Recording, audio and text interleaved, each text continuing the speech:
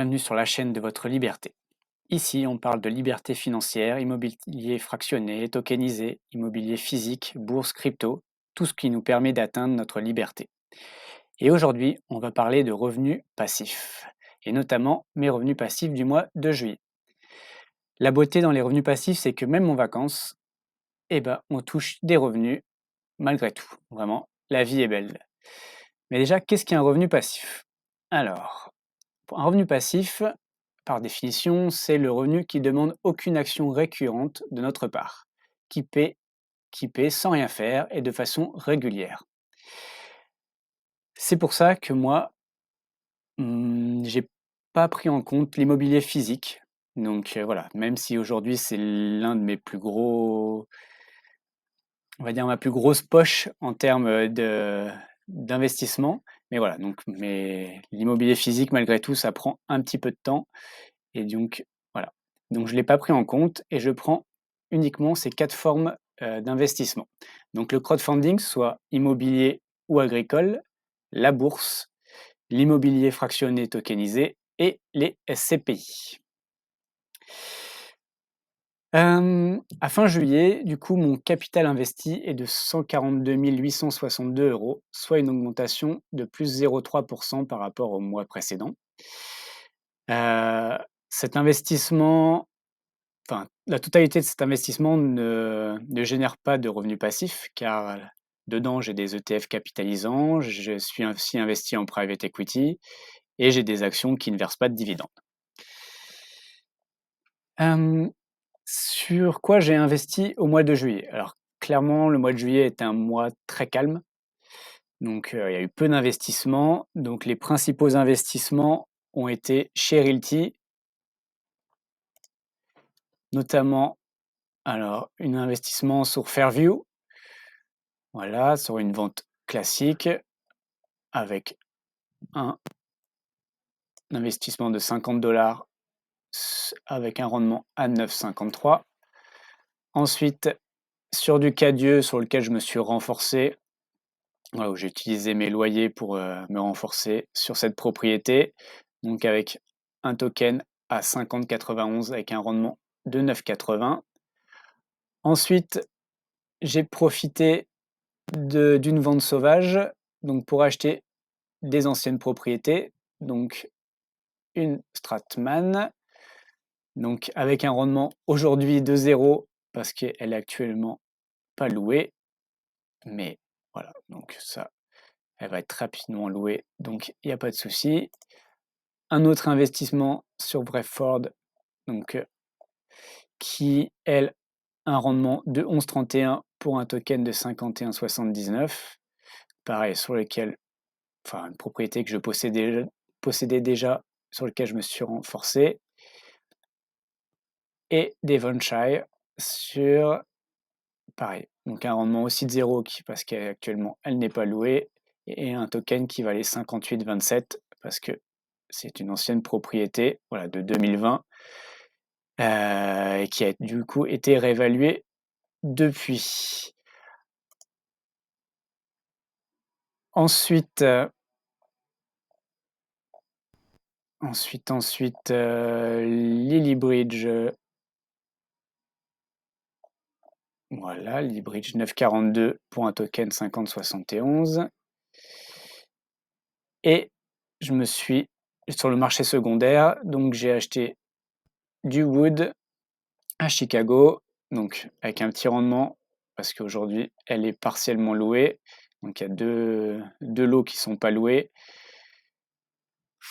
Donc pourquoi du Wood? Déjà parce que c'est du Chicago et que je suis très exposé sur Détroit, et que la propriété est louée en Section 8, donc est subventionnée par l'État sur une grosse partie de la propriété. Et après, je me suis renforcé également sur Cortez à Chicago, qui est ma propriété préférée chez Realty, celle sur laquelle je suis le plus exposé.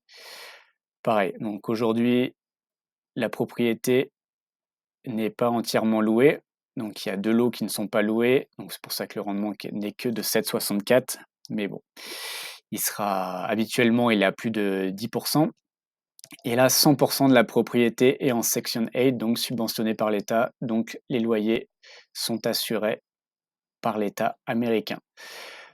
Également, j'ai investi sur un projet sur, Reinvest24, donc un projet en Allemagne, où j'ai investi 100 € sur un rendement de 13 sur une durée de 16 mois. Donc le but de ce projet est la réhabilitation d'un bâtiment qui est celui-là aujourd'hui. Ça, c'est la maquette. Donc aujourd'hui, voilà à quoi ça ressemble. Mais du coup, avec des très beaux graffitis. Et le but, voilà, c'est de réhabiliter tout ça. Alors, pourquoi j'ai investi sur ce projet? Premièrement, hypothèque de premier rang, voilà, sur le bien en cours. Une LTV, on va voir qui est assez basse. Voilà, donc ça, c'est une réhabilitation d'anciens bureaux et des laboratoires dans des bureaux plus modernes et qui correspond un peu plus avec les attentes du moment. Du coup, ouais, sur l'hypothèque de premier rang, on voit qu'aujourd'hui, le bien est valorisé en l'état à 1 750 000 et que demain, après travaux, elle sera valorisée à plus de 5 millions. Donc voilà. Donc ce qui est intéressant, c'est qu'on va prêter au maximum, où est-ce que c'est? On va prêter au maximum, voilà, 2 100 000 et la valorisation est bien plus quasiment 2 fois supérieure. Donc on va avoir une vraie LTV à la fin de moins de 50 Donc voilà, c'est vraiment des super garanties. Donc voilà le premier projet et un nouveau projet sur Tantième, donc un appart-hôtel à Lille sur la Grande Place. Donc voilà, donc un petit studio qui va être loué en Airbnb. Voilà, qui est plutôt qualitatif, donc avec un rendement de 5,20 sur lequel j'ai investi 100 €. Voilà, voilà, voilà sur cette partie. Et,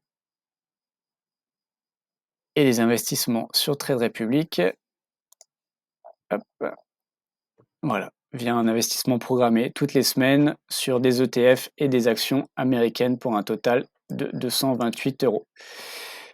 Soit du coup un investissement pour ce mois de juillet de 827 €.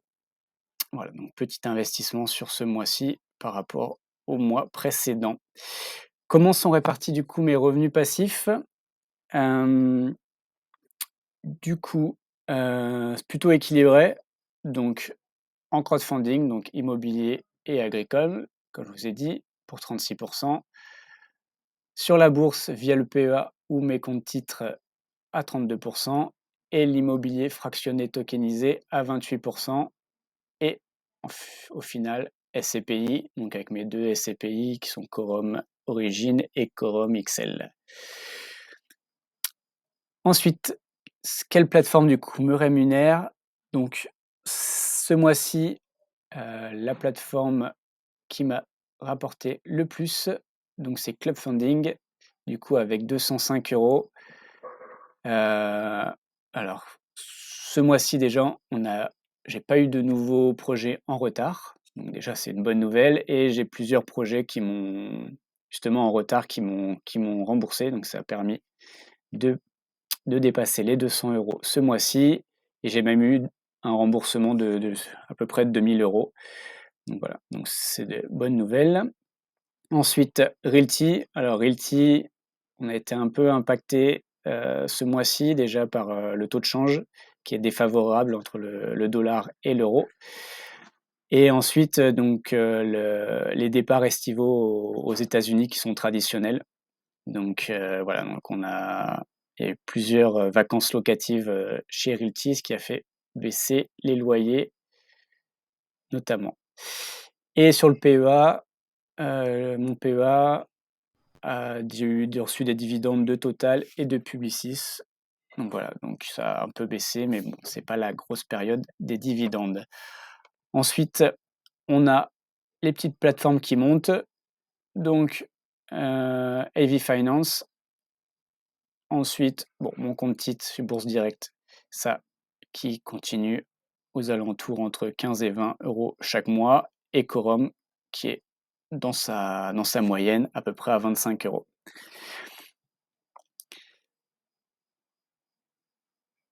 Du coup, mes revenus passifs de juillet s'élèvent à 646 euros, ce qui est une baisse de 7% par rapport au mois précédent, mais qui reste au-dessus de mes objectifs pour cette année. Voilà, j'espère que vous avez apprécié cette transparence. N'hésitez n'hésitez pas à me faire, savoir en commentaire et de partager avec la communauté vos propres ressources de revenus passifs. Je précise que tout ceci ne sont pas des conseils en investissement, mais juste un partage d'expérience d'une personne lambda. À très vite pour une prochaine vidéo.